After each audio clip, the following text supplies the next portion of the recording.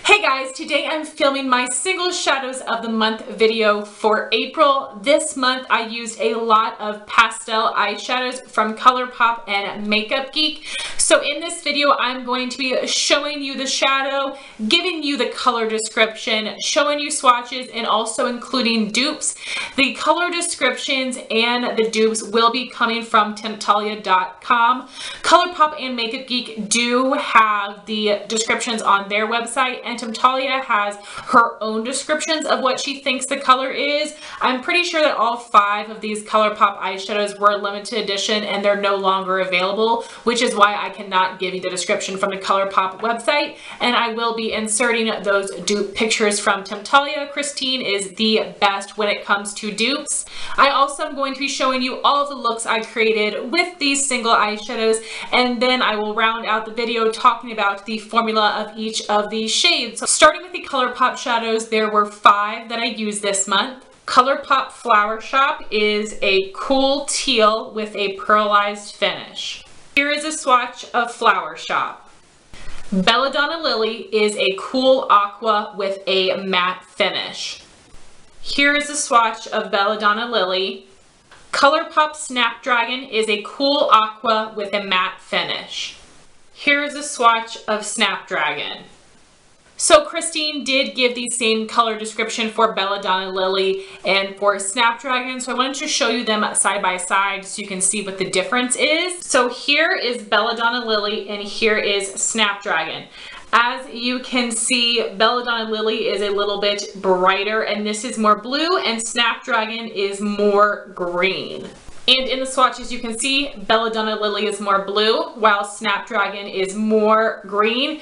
You probably don't need them both, but I can definitely see a distinct difference between these two shades.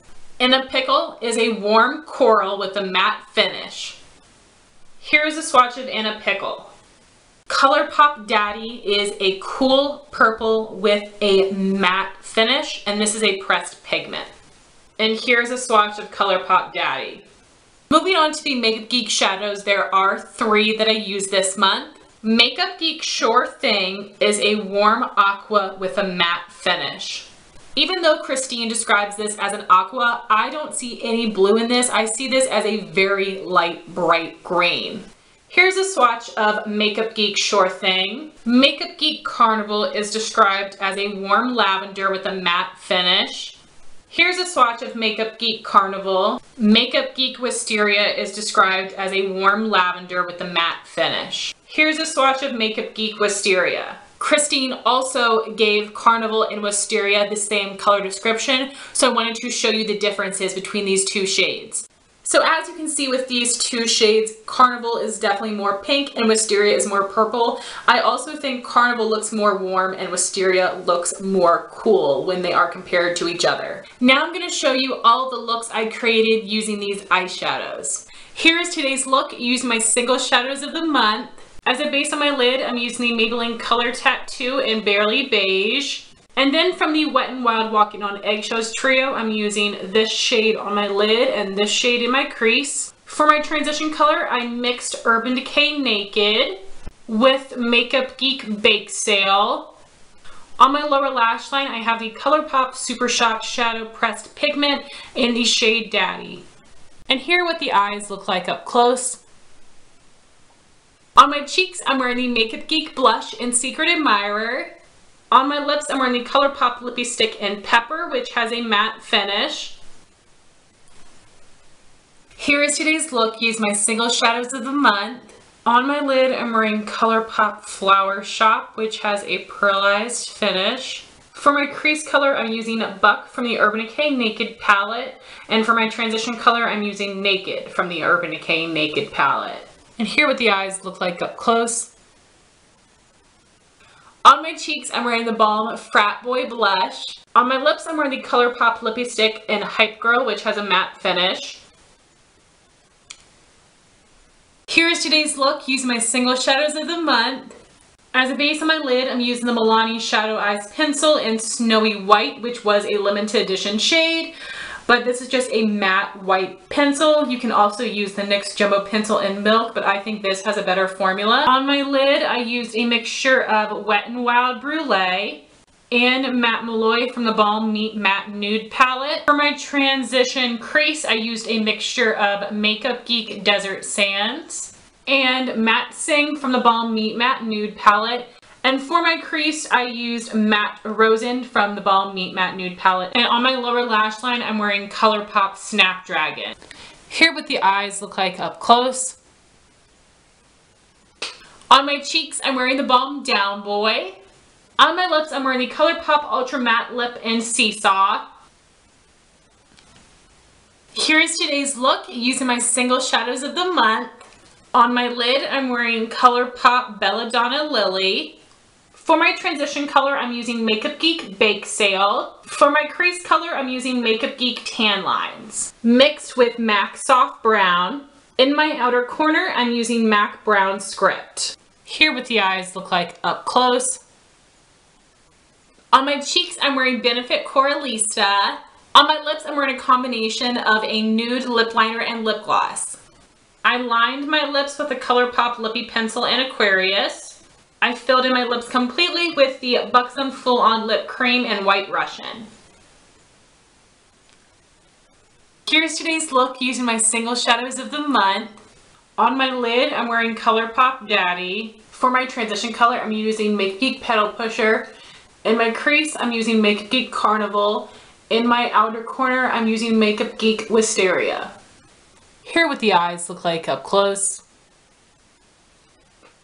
On my cheeks, I'm wearing the Balm Blush in Down Boy. On my lips, I'm wearing the ColourPop Lippie Stick in Westie, which is a matte finish. Here is today's look using my single shadows of the month.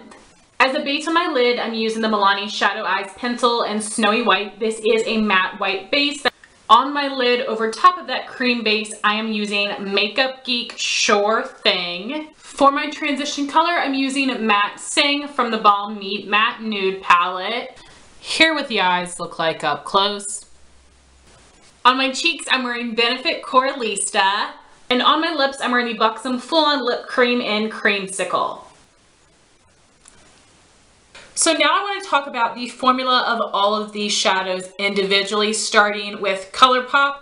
So out of the 5 ColourPop eyeshadows I used this month, 4 of them were matte and 1 of them was pearlized. The pearlized eyeshadow is Flower Shop.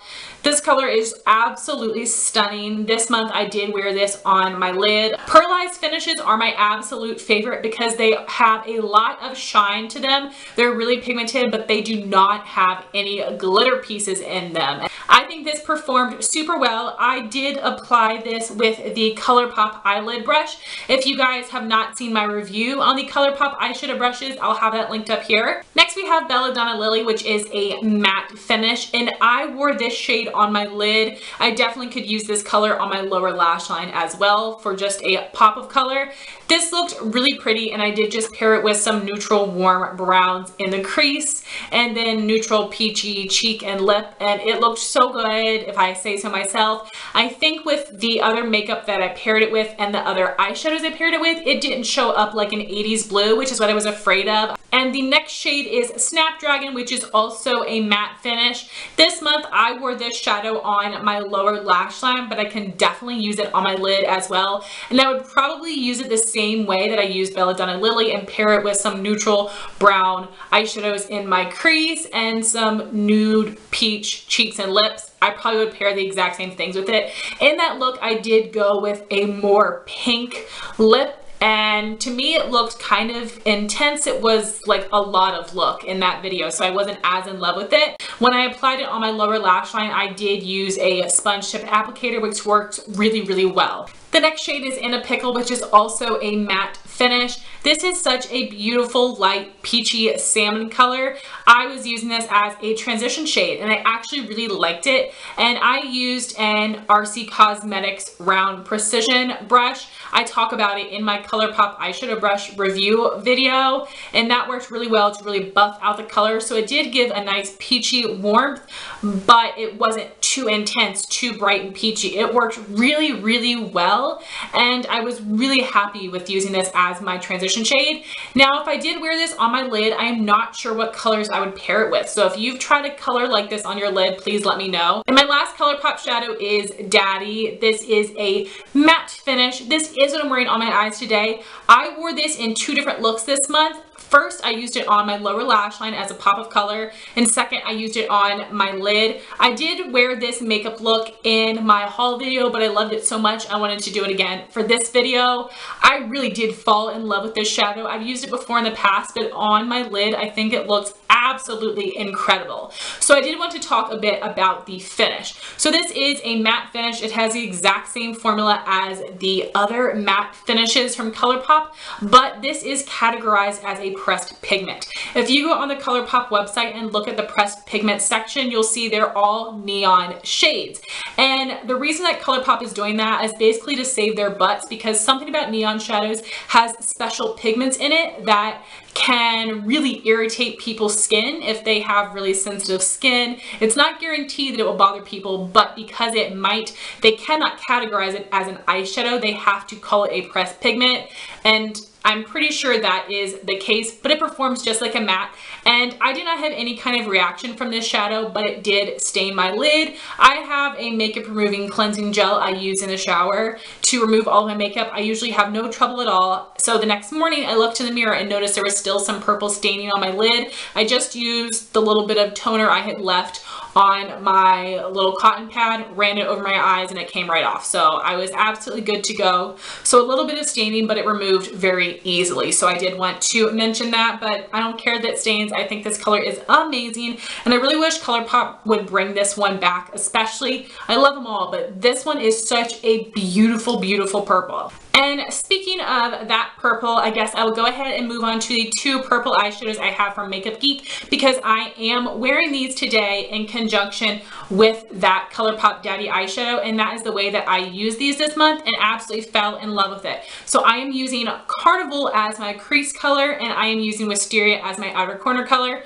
In case you are curious, I'm using Makeup Geek Petal Pusher as my transition shade, but that was not part of my single shadows of the month, but that is what I'm using.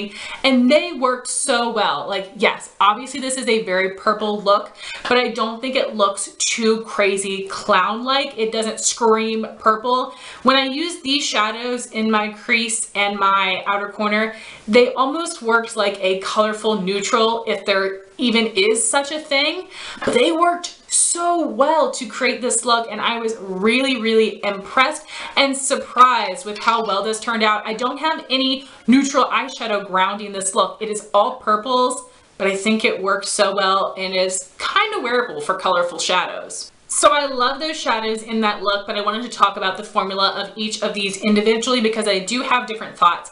So Carnival is the more pinky purple shade. This one is fantastic. It is very pigmented. It blends and applies really easily. It is not patchy at all. So this one is definitely a must-have. I'm not sure out of these 3 eyeshadows which are still available and which were discontinued. I hope Carnival is still around because I do love that formula, and I love that that purple has a bit more pink to it. For some reason, I think a warm pinky purple is more wearable for me than a more cool purpley purple, but I like this one as well. So this is Wisteria, and Wisteria has actually been reformulated a couple years back. I have the reformulated version, and it is still not good. Now, I do know that purples are pretty hard to formulate and get a good consistency pigmentation, and this one, it is pigmented, but this is very patchy, very flaky. It just does not work as well. So applying it in my outer corner did work nicely because I'm layering it on top of other eyeshadows that are already there, and they're all purples, so they do blend into each other a lot easier. Now, I don't think I would be likely to put this shade on my lid and really try to build it up because this formula just isn't that good because it is more patchy. So it works in this look, and I will reach for it in this look, but otherwise I honestly cannot tell you how much I'll be reaching for this shade. So if this one is still available on the Makeup Geek website, I don't recommend it because the formula is just not so good. And the last Makeup Geek shadow we have is Sure Thing, which is this very, very light pastel mint. I would love to see how this looks on other skin tones because this is very, very pastel. Now, something like Snapdragon would be able to work in a lot of skin tones because it is pastel, but it isn't extremely white based, and Sure Thing is extremely white based. This shadow was hella sheer. So the way that I got the most pigmentation possible for the video I wore that shadow in, which was my monthly favorites and my monthly makeup basket, I put that over top of a matte white base. You can use the NYX Jumbo Pencil in Milk, but that creases on me terribly, so I have a Milani Shadow Eyes pencil in Snowy White, which was limited edition, unfortunately. This should be part of their permanent line, so I'm glad I was able to snag it, and it worked really well. I recommend using a matte white base under any eyeshadow that is pastel or neon because it will really help intensify the eyeshadow and make it stick. The problem I had with this shade is that the more I applied, it was like it was wiping away and just like poof into dust. It was so odd. It just would not stick. It didn't have any density to it. The consistency was just like so dusty. It was so weird. So I put that base on, and then I had to apply 3 layers of this eyeshadow. I did 2 with my brush and 1 with my finger, and then it looked really good, but I really had to work with it. But I did love the final look a lot. I just popped a neutral / warm transition color and really buffed it out in my transition and crease, and I just did mascara, no liner, and I liked the look a lot. But this is a really high maintenance eyeshadow, and the formula is not good on this one. So if you're really interested in this color, it is really inexpensive to try out. And it did work when I used that base in 3 layers, but it definitely isn't ideal. But again, I do know that pastel eyeshadows are very, very hard to formulate. So guys, those are my single shadows of the month for April. For May, I'm also going to be doing single shadows of the month, and I'm going to be using my MAC palette, all of my pastel-y shades, and I'm also going to be using 3 MAC pigments that I've had for a while and probably never used. So I'm really excited for that one as well. Hopefully you guys will be too. I would love to know how you wear these eyeshadows if you have them in your collection. I would really appreciate any tips. Thank you all so much for watching this video. Please like, comment, and subscribe, and I'll talk to you soon. Bye guys.